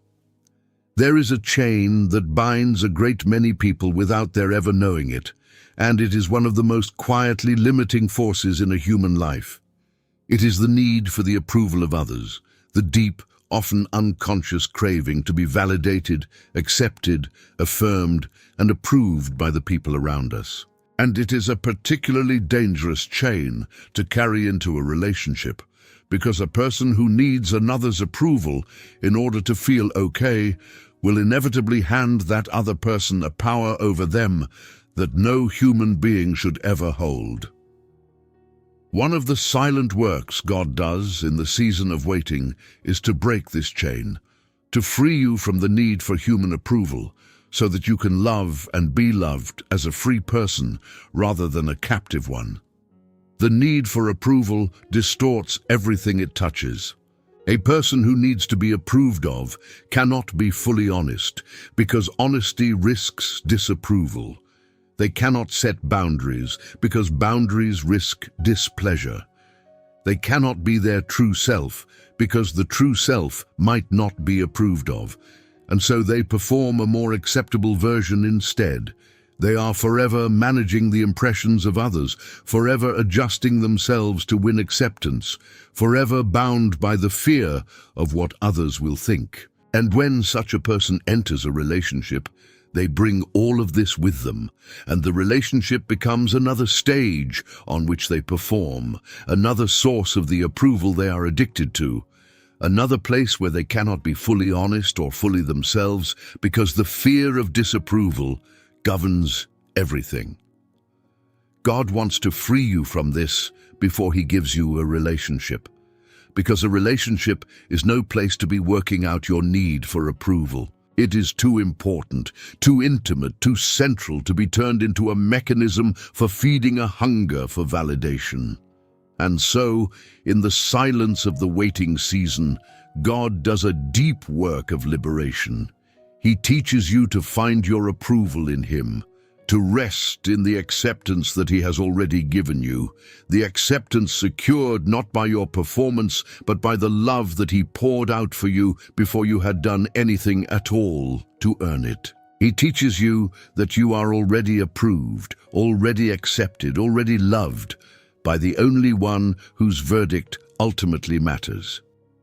And that once that verdict is settled, the approval of others loses its power to control you. The Apostle Paul, who knew this chain and had been freed from it, wrote a sentence that captures the freedom God is working toward in you. He said, "If I still pleased men, I would not be a servant of Christ." The two could not coexist. To be enslaved to the approval of others is to be unable to fully serve God, because the two masters pull in different directions, and the fear of human disapproval will always, eventually, override obedience to God. Paul had been set free from that fear. He had found his identity, his acceptance, and his approval so completely in God that the opinions of others had lost their power to control him, and that freedom made him capable of a love and a service that the approval-bound person can never achieve. This is the freedom God is cultivating in you, and it is one of the most important things you could possibly bring into a relationship, because only a free person can love freely. A person who is liberated from the need for approval can be fully honest in a relationship, can set healthy boundaries, can be their true self, can love without the constant anxious management of impressions, can give and receive without the distortion that the need for validation always introduces. The waiting season, by removing some of the usual sources of approval, often forces this liberation, drives you back to God as the only sufficient source of the acceptance you crave, and in doing so, sets you free. Do not resist that work. The freedom from the need for others' approval is one of the greatest gifts the waiting can give, and one of the truest foundations for a love that is honest, healthy, and free. The 20th silent way. He deepens your capacity for intimacy with him. First, here is a truth that almost no one tells the longing heart, and yet it is one of the most important truths of all. The deepest intimacy you will ever know is not the intimacy of human relationship. It is the intimacy of communion with God Himself, and the capacity for that intimacy, the ability to be deeply known and deeply loved, to open the hidden self and be met there with love rather than rejection, is built first in your relationship with God, before it is ever expressed in a relationship with another person. One of the most precious works God does in the season of waiting is the deepening of your intimacy with Him, and that deepened capacity becomes the very foundation of every human intimacy that follows. Intimacy, at its heart, is the experience of being fully known and fully loved at the same time. It is the dropping of the masks, the opening of the hidden places, the willingness to be seen as you truly are, and to discover, in that nakedness of soul, that you are loved anyway. It is the rarest and most precious thing in human experience, and also the most frightening, because to be truly known is to risk rejection, and most of us would rather be loved for a self we perform than risk being rejected for the self we actually are. But God offers, and the waiting season often deepens, an intimacy that is unlike any human relationship, the experience of being completely known more thoroughly than any human being could ever know us, and completely loved at the same time, with no gap between the knowing and the loving, no part of us hidden, no possibility of rejection. This is the intimacy God deepens in the silence. When the noise of life falls away, when the distractions are removed, when you are driven by your very loneliness back into His presence, you begin to discover a closeness with God that you might never have found in a busier and more crowded season.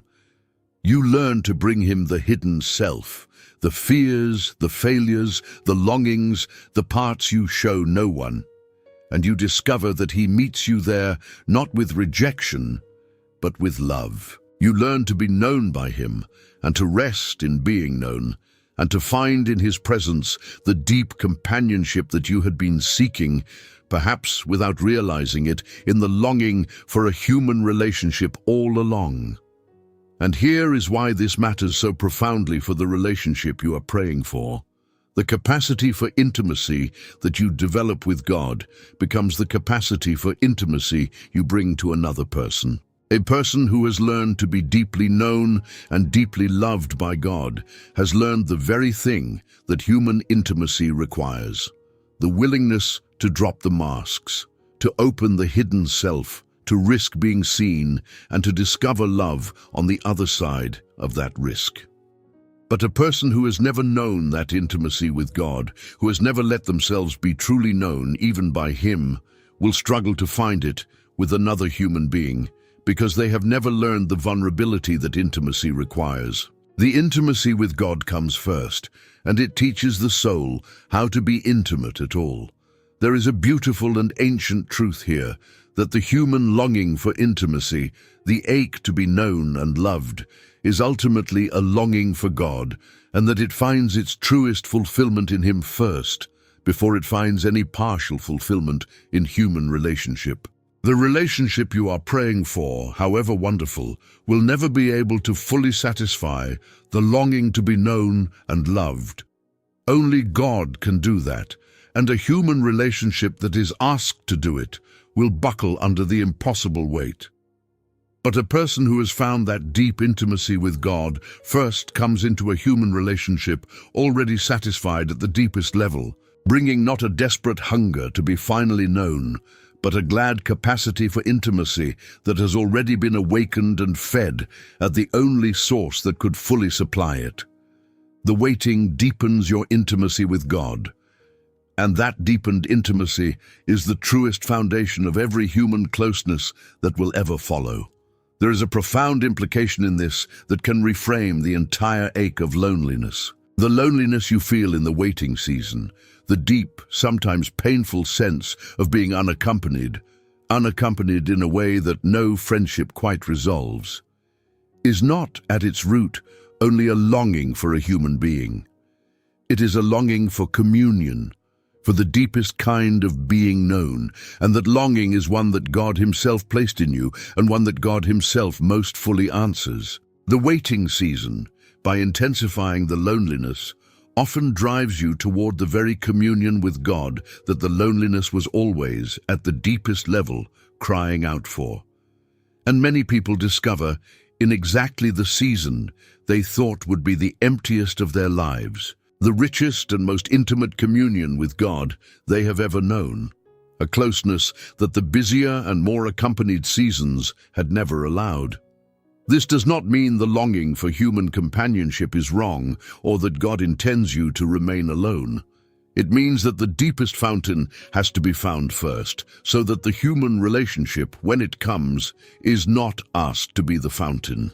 A person who has found their deepest communion in God brings to a human relationship a soul that is already satisfied at its center, and such a soul is free to love generously, without the desperation of one who needs the other person to fill an emptiness that only God can fill. The intimacy with God comes first, and it does two things at once. It satisfies the deepest longing, and it teaches the soul the very vulnerability and openness that human intimacy will one day require. The waiting deepens both, and the person formed by that deepening is a person prepared, as few are, for a closeness that is healthy, generous, and free. The 21st Silent Way. He prepares you to be a gift, not just to receive one. We come now to the last of the 21 silent ways, and it gathers up everything that has come before into a single, transforming idea. Through all the longing for a relationship, our focus is almost entirely on what we will receive. We dream of the person who will be given to us, the love we will get, the companionship we will gain, the way another life will fill and complete and bless our own. We think almost without exception about receiving, but God, in all His silent preparation, is working towards something we rarely consider. He is preparing you not merely to receive a gift, but to be one, to become yourself a blessing to another life, to arrive in a relationship not primarily as someone who gets, but as someone who gives, a gift prepared by God for the person He is preparing for you. This is the great reversal at the heart of all godly love, and it changes everything. The world teaches us to ask of any relationship, what will I get from this? What will this person do for me, give me, be for me? And that question, though it feels natural, is the seed of 1,000 relational failures, because a relationship built on getting is a relationship built on a foundation that will eventually collapse, since two people both focused on getting will eventually find that neither is giving enough to satisfy the other. But God is preparing you to ask a different question entirely. What will I bring to this? What can I give? How can I be a blessing, a gift, a source of life and love and goodness to another person? And a relationship built on that question, two people each focused on being a gift to the other, is a relationship built on a foundation that can last for a lifetime. Everything we have walked through in these 21 silent ways is in the end God preparing you to be a gift. The identity rooted in Him so that you bring a settled wholeness rather than a desperate emptiness. The wounds healed so that you bring health rather than hurt. The contentment learned so that you bring fullness rather than need.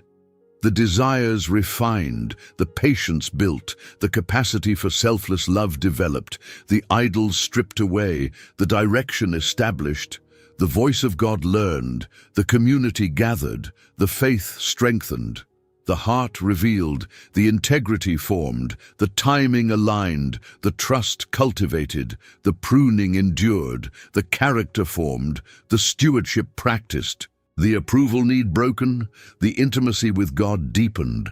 Every single one of these is God shaping you into a person who can be given as a gift to another life.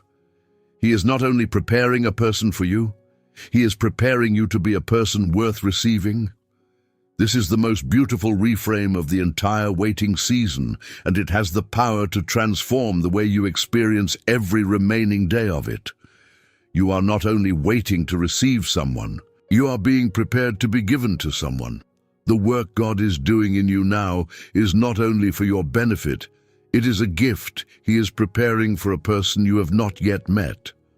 The gift of you, healed and whole and full and free, formed into someone capable of loving well, ready to bless another life rather than merely to draw life from it. And there is a strange dignity and purpose in that, even in the loneliest moments of the wait. You are becoming a gift. The silence is wrapping you. The waiting is preparing you to be given. And here is the deepest truth of all, the one that underlies every silent way we have explored. The same God who is preparing you to be a gift is Himself, the greatest gift already given. The whole pattern of preparing to be given is the very pattern of God's own love.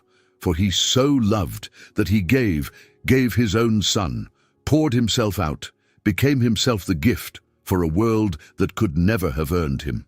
To be prepared to be a gift to another is to be shaped into the very likeness of the God who gave Himself for you. And so the waiting, for all its ache, is making you more like Him. More giving, more loving, more whole, more ready to pour out your life in love rather than to grasp at love to fill your emptiness. That is the work of the 21 silent ways. That is what God is doing in the silence. He is making you a gift.